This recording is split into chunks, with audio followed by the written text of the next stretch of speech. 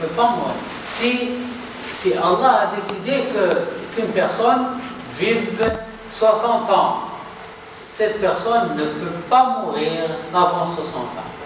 Cette personne ne peut pas mourir à 50 ou à 40 ou à 55 ou à 59. Elle ne meurt que lorsque le temps arrive. Alors, cette idée donne le courage aux martyrs de se lancer face aux ennemis. C'est ça le secret des musulmans, le secret de la victoire des musulmans à l'époque des Sahaba. Ils connaissent qu'ils ne meurent que lorsque leur temps arrive. Ils ne peuvent pas mourir avant leur temps. Alors, s'il va mourir dans cette bataille, il va mourir. Donc, il vaut mieux pour lui de mourir en tant que martyr pour aller au paradis. Pourquoi s'échapper de la bataille pour mourir en tant qu'évadeur, en tant que lâche? Il va mourir de toutes les façons. Et il vaut mieux mourir dans la bataille. Alors, la foi au destin encourage la personne à participer à al jihad. Khalid bin Walid a dit: il n'y a pas un endroit de mon corps qui n'est pas touché avec une épée ou une perche. Et voilà, je meurs dans mon lit comme un chameau, que les lâches tremblent de peur. Khalid bin Walid, il entrait dans les ennemis, mais le temps de sa vie n'est pas encore arrivé, donc il n'est pas touché. Il est touché, mais il n'est pas mort. Il est mort dans son lit. Il a passé toute sa vie, Khalid bin Walid, il a passé toute sa vie dans les batailles, toute sa vie. Et la personne qui n'a jamais connu l'échec, il n'a jamais connu l'échec, ni avec les mécréants avant l'islam, ni avec les musulmans. Il n'a jamais connu l'échec.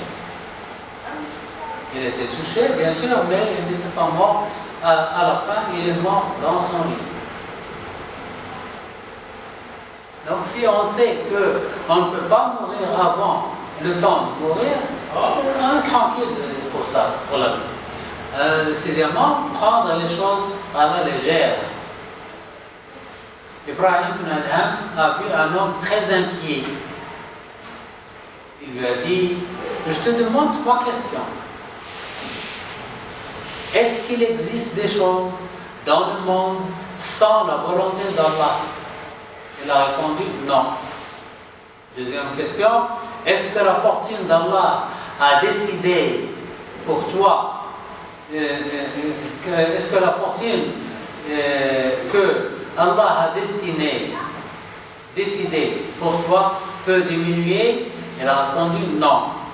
Et troisième question, il dit: ta durée de vie qu'Allah a décidé pour toi peut-elle diminuer? Il a dit non. Ibrahim a dit: alors pourquoi toute cette inquiétude? Pourquoi tu t'inquiètes? Tu ne peux rien changer.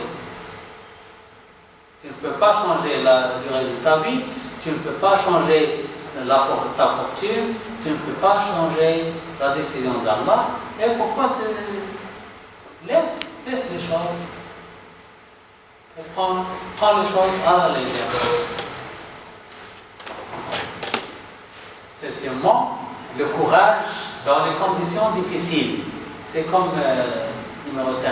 Quand on sait que l'univers bouge selon la volonté d'Allah, on n'a peur ni d'un arrogant, ni d'un tyran. Ali ibn Abi Talib, al-Hijr, dormait sur le lit du prophète alors qu'il savait que les mécréants voulaient le tuer. Le prophète sallallahu alayhi wa sallam a demandé à Ali de dormir sur son lit pour tromper les mécréants.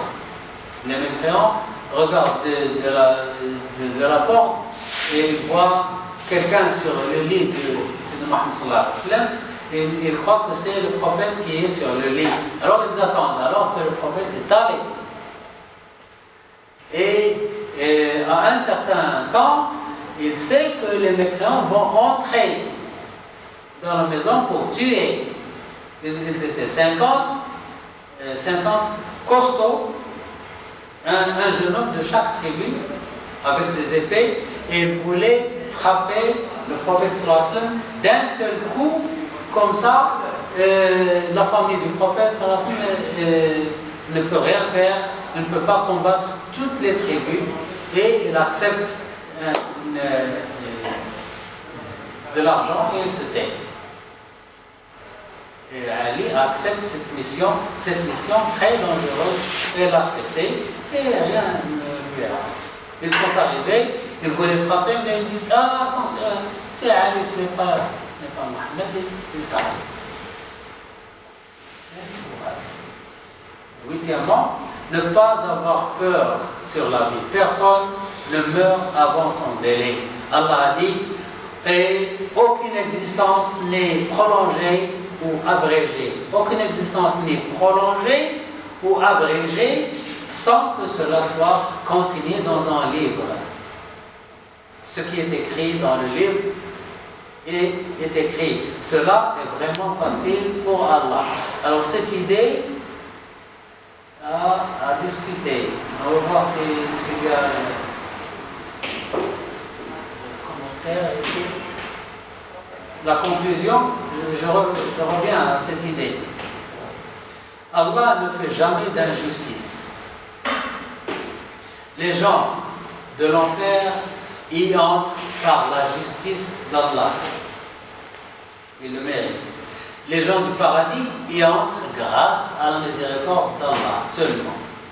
Je répète, les gens de l'enfer y entrent par la justice d'Allah. Ils le méritent. Les gens du paradis y entrent grâce à la miséricorde d'Allah seulement, pas grâce à la justice. Car Allah a dit: et si Allah s'en prenait aux gens pour ce qu'ils acquièrent, il ne laisserait à la surface de la terre aucun être vivant.